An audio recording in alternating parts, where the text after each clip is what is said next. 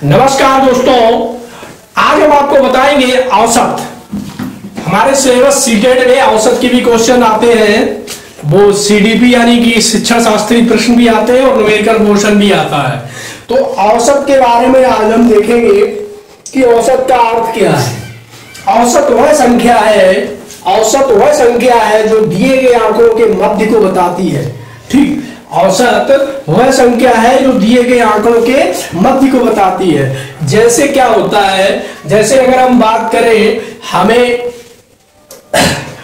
जैसे हमने संख्याएं ली, हमने 1 से 5 तक संख्याएं ली, 1 2 3 4 और 5, और हमसे कहा गया कि इनका औसत कितना है। इनका औसत यानी एवरेज क्या है। मतलब ये हुआ कि 1 से 5 तक, मतलब दूसरा तरीका देखो, हम तो बता रहे हैं, जैसे YouTube पे हमारा वीडियो है, ठीक, वो हमारा वीडियो 5 लोगों ने देखा, 5 लोगों ने हमारा वीडियो देखा, लेकिन हमारे वीडियो का जो ड्यूरेशन है, टाइम है, वो मैंने कहा 10 मिनट का है। 10 मिनट का टाइम है दोस्त। अब 5 लोगों ने देखा, तो पहले व्यक्ति ने इसे देखा 5 मिनट, दूसरे ने देखा 2 मिनट, ठीक। इसी तरह से 5वें आदमी ने देखा 1 मिनट, ठीक। मान लीजिए किसी ने 2 मिनट देखा, तीसरे वाले ने 4 मिनट देख लिया और चौथे वाले ने 3 मिनट देख लिया। इस तरह से अलग अलग वीडियो लोगों ने देखे। तो इनका औसत क्या होगा वो बात बताएंगे हम। तो जो इनका औसत होगा दोस्तों, इन 5 चीजों को क्या करेंगे, हम जोड़ देंगे। 5 चीजों को क्या करेंगे, जोड़ देंगे। यानी 5 2 7 4 11 3 14 1 15 हो गया। 15 हो गया हमारा मिनट। अब कई लोगों ने देखा, मान लीजिए 5 लोगों ने देखा, मिनट 15 हुए, अब लोगों ने देखा 5, ठीक। तो अब ये कितना, 5 3 15। इसका जो एवरेज आया है दोस्त, एवरेज आया है, वो आया है 3 मिनट का, ठीक। ये हमारा हो गया औसत, ठीक। ये बात आपको समझ में आई। अब हम आगे बात करें कि औसत की गणना कैसे की जाती है। तो हमने सिंपल चीज आपको बता दी, ठीक। अब जैसे और चीजें औसत में आती हैं, आपसे पूछा कि 3 के प्रथम 5 गुणों का माध्य ज्ञात करो। प्रश्न है हमारा 3 के प्रथम, प्रश्न कह रहा है 3 के प्रथम 5 संख्याओं का, 5 गुणजों का, 5 गुणजों का औसत या औसत माध्य ज्ञात करना है, ठीक है दोस्त। तो 3 के प्रथम गुणज कौन होंगे, 3 के प्रथम 5 गुणज। तो 3 के गुणज का मतलब है दोस्त, 3 का आप 5 बार क्या करो, पहाड़ा पढ़ लो। तो 3 का पहाड़ा कितनी बार पढ़ेंगे, 5 बार पढ़ेंगे।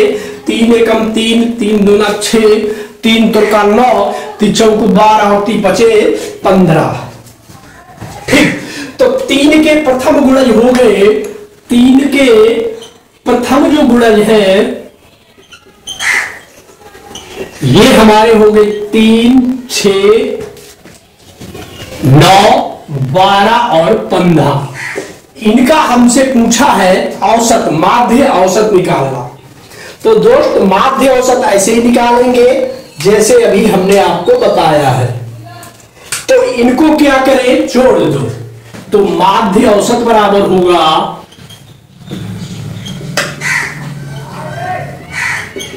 3 + 6 + 9 + 12 + 15 बटे, और संख्याएं कितनी है वो जोड़ लो। 1 2 3 4 5, उनको बटे में लिख दो 5, ठीक। अब कुछ नहीं बचा, अब सिर्फ कैलकुलेशन बचा है, गणना करनी है। तो गणना में यहां का मान आएगा जोड़ते चले जाइएगा।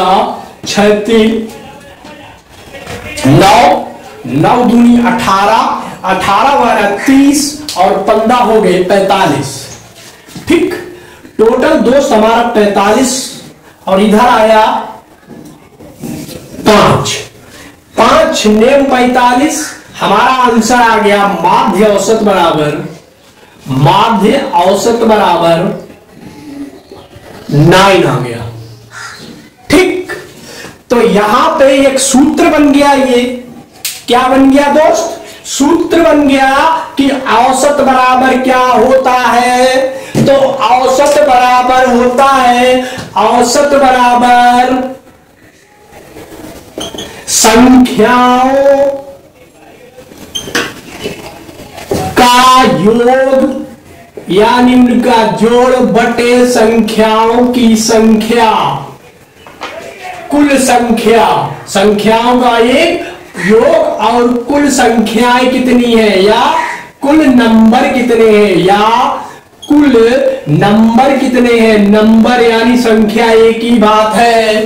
तो ये हमारा पहला सूत्र का उद्घोष हो गया। ठीक, अब अगर आपसे कोई पूछ दे कि यदि x1 x2 dot dot dot xn तक संख्याएं हैं तो इनका औसत क्या होगा? किसी ने हमसे कहा कि क्वेश्चन दिया कि संख्याएं हैं हमारी x1 x2 x3 dot dot dot xn, इनका माध्य औसत क्या होगा? तो मेरे प्यारे दोस्तों, इनका औसत होगा x1 x2 x3 dot dot dot xn अपान n। n का मतलब है टोटल नंबर कितने हैं। ठीक, और यहां x n तक दिया है तो हमने इसे n कर दिया है। ठीक, एक तो ये हो गया। अब दूसरा आता है कि जैसे चाले पूछता है। चाले, कोई गाड़ी है वो कुछ दूरी x किलोमीटर घंटा में तय करती है और कुछ दूरी 22 किलोमीटर घंटा में तय करती है। ठीक है, तो उनकी चालों का औसत क्या होगा? तो जो उनकी चाल होगी उनका औसत क्या होगा? मतलब समझो, एक गाड़ी है यानी मेरी मोटरसाइकिल है, वो 1 घंटे में जाती है 50 किलोमीटर। ठीक, और दूसरी हमारी है वो क्या करती है, एक गाड़ी आती है 1 घंटे में और दूसरी 1 घंटे में जाती है 60 किलोमीटर। तो इनका माध्य औसत क्या होगा? तो एवरेज होगा इनका 2। पहले इन दोनों को जोड़ना है, 2 है तो 2 होगा ऊपर, यानी कि 2 गुणे 50 गुणे 60 बटे दोनों को जोड़ दो, 50 प्लस 60 हो जाएगा। ठीक है, अब कुछ नहीं करना है, 2 जीरो हो गए। ठीक, 5 गुना 10 एक जीरो हो गया। अब कितने बचे? 6 रख दो। अब यहां पे जोड़ो, 6 5 11। ठीक, जो हमारा माध्य औसत आया 600 बटे 11 किलोमीटर पर घंटा आया।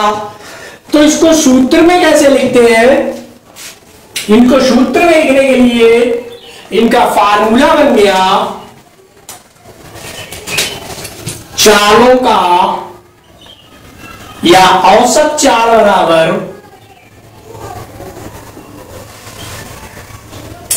औसत चाल बराबर 2x by upon x plus by.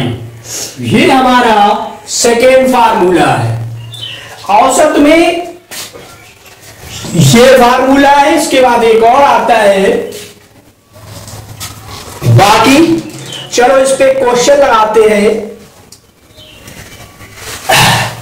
एक व्यक्ति ने क्या कहा,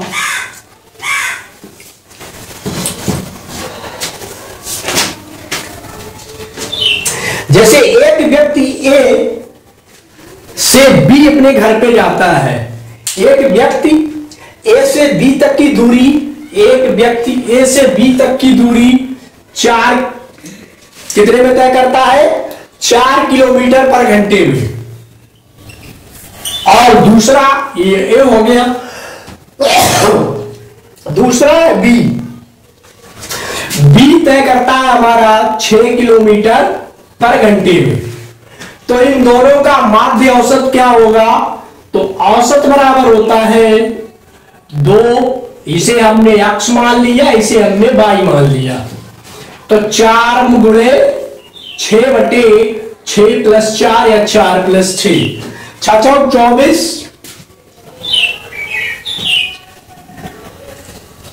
बटे हो गया आपका 48 बटे 10, यानी कि एवरेज आया हमारा 4.8 किलोमीटर पर घंटा।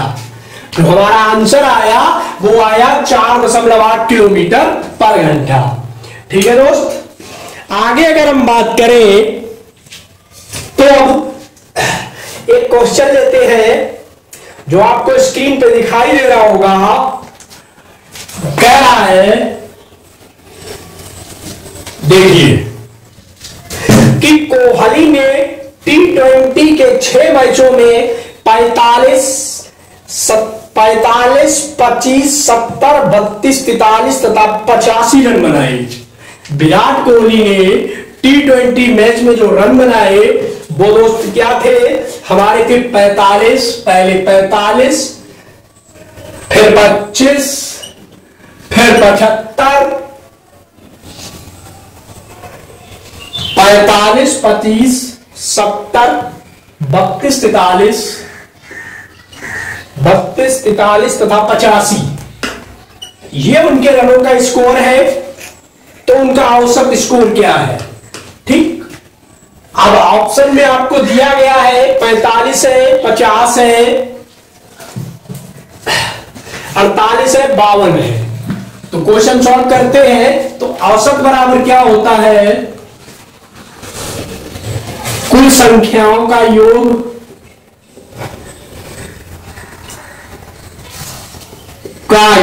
बटे कुल संख्याएं, कुल संख्या। तो कुल संख्याओं का योग दोस्त क्या होगा, 45 plus 25 plus 70 plus 32 plus 43 plus 85 बटे टोटल संख्याएं कितनी है, 1 2 3 4 5 6, तो बटे हो गया 6। इनको कैलकुलेशन करके जोड़िए तो ये आपका आ जाएगा टोटल 300 बटे 6, 6 5 30, 50। उसका एवरेज औसत हो गया 50। मान लीजिए उसने पहले मैच में 45 बनाए, दूसरे मैच में 25, तीसरे मैच में 70, चौथे मैच में 32 और पांचवें मैच में 43 और छठे मैच में 85 बनाए। तो उसका टोटल जो स्कोर था वो कितना आया, 50। कितना आया दोस्त, 50 आया। ठीक है, तो आज की ये क्लास हम यहां समाप्त कर रहे हैं।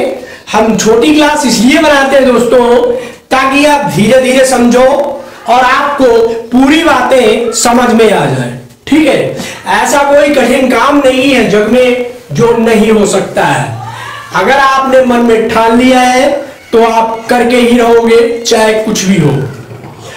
हमने दशरथ मांझी के बारे में बताया था, तो उसमें एक वाक्य मुझे भी याद आ रहा है कि पत्रकार होता है जो उनसे मिलने आया करता है दशरथ मांझी जी से, तो वो उनसे प्रभावित हो जाता है दशरथ मांझी जी से। तो एक बार क्या होता है, देखो जीवन में फ्रस्ट्रेशन यानी कि दुख या समस्याएं सबके पास होती है, सबके पास ही आती है। जो ऊपर से जन्म लेके आया है पृथ्वी लोक पे, वेदों पुराणों में इसे दुख लोक कहा गया, यहां दुख तो सबके पास है। ठीक, तो उसके पास भी कुछ समस्याएं थी। सरकारी क्या बोलते हैं वो, हाँ सरकारी पत्रकार था। सरकारी पत्रकार बेचारा क्या कर सकता है, इसी वजह से वो आया और बोला कि मैं सरकारी पत्रकार, ना तो मैं पत्रकार बन पाया और ना कुछ, मैं अपना एक वो खोलना चाहता था, संपादन, मतलब पूरा पत्रकार अपना अखबार बनाना चाहता था। तो दशरथ मांझी ने एक जवाब दिया उसे, साहब पत्रकार यानी कि अपना स्टूडियो या अपना अखबार खोलना पहाड़ तोड़े जितना कठिन थोड़े है। मतलब पहाड़ होता है, ठीक, पहाड़ जो आदमी तोड़ सकता है तो क्या हम अपना काम नहीं कर सकते? बस दोस्त लगन होनी चाहिए। आप बाद बाकी बाहर की बातों को अपने कान बंद कर दो, आप अपने में लगे रहो, ठीक है। और ये चीजें होनी चाहिए तभी पहुंच सकते हैं। 3 चीजें आपके अंदर जरूरी है दोस्तों। अगर आप किसी संस्था में या अपना ही कोई काम कर रहे हो, सबसे जरूरी होता है, पहली होती है नियमितता। नियमितता का मतलब होता है रेगुलरिटी। दशरथ मांझी एक दिन पहाड़ तोड़ते और 10 दिन न जाते तो क्या वो अपने पूरे जीवन काल में पहाड़ तोड़ पाते? नहीं तोड़ पाते, ठीक। वो नियमित पहाड़ तोड़ने जाते थे, रोज जाते थे और जितनी उनके अंदर शक्ति थी सारी लगाते थे।